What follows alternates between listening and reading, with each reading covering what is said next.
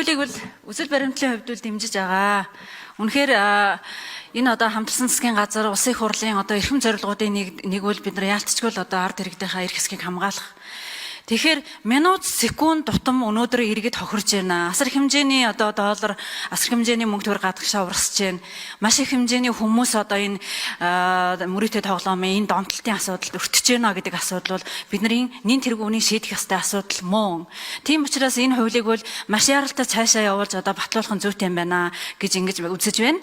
За дээрэс нь мэдээж одоо улсын хурлын гишүүд бол эрх үүргийнхаа хүрээнд маш олон одоо зөв зөвтэй саналуудыг одоо хэлж байна. Тэгэхээр энийг одоо ингээд тусгаад энэ хуулийг бол маш яралтай батлахгүй бол минут секундээр хэдэн мянган доллараар ард иргэд хохирж байгаа асуудлыг бол зайлшгүй шийдэх хэрэгтэй юм байна. Тэрнээс бид нар одоо маш олон одоо саад дутгууруудыг яриад энийг хойшоо тавиалах юм бол иргэд хохироод байх юм байна гэдгийг хүн болгон ингэж ойлгож байна. Тэгээд дээрэс нь мэдээж хараа энэ асуудал бол зөвхөн Монгол улсад байдаг асуудал биш. Бүхий л одоо дэлхийн улс орнууд энэ асуудлыг чинь одоо авч үзээд ард иргэдээ яаж хамгаалах уу, яаж хууль эрх зүйн орчныг бүрдүүлэх үү гэдэг тал дээр бол нэлээд олон зохицуултуудыг хийсэн байгаа. Тэгэхээр энийг маш сайн судалж үзээд энэ одоо хуулиа улам цаашаа одоо чамбааруулаад яарахлаа батлах нь зүйтэй байна гэж үзэж байна.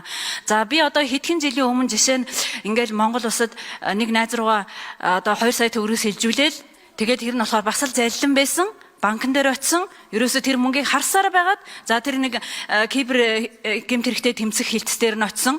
Ямар ч үйлдэл хийх боломжгүй юм бэлээ. Бүр гайхалтай.